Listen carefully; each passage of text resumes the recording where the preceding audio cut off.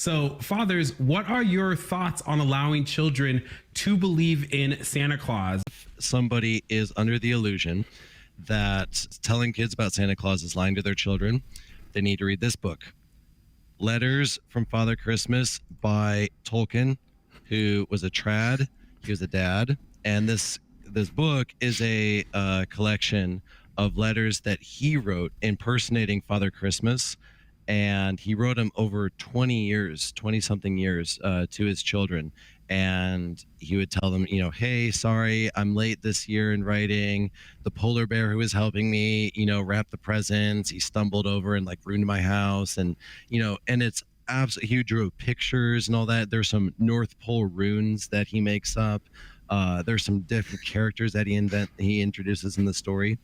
And so, yeah, I do not think that telling your children about Santa is lying. There is a point, obviously, when as a child you speak as a child, and then as an adult you put away the things of a child. So at a certain point you do need to tell them, the full literal truth, not just the mythological truth.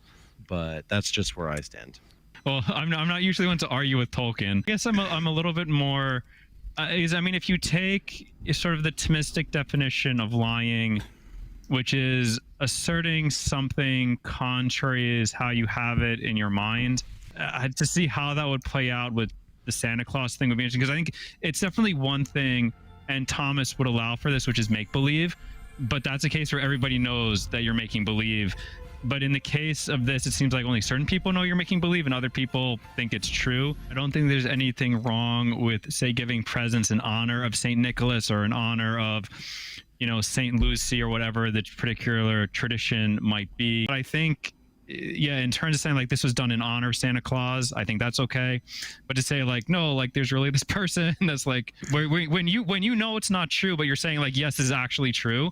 I don't see how that doesn't fall at least into what St. Thomas would say is a jocose lie. This is one of the great questions. I want a counsel to deal with this, all right?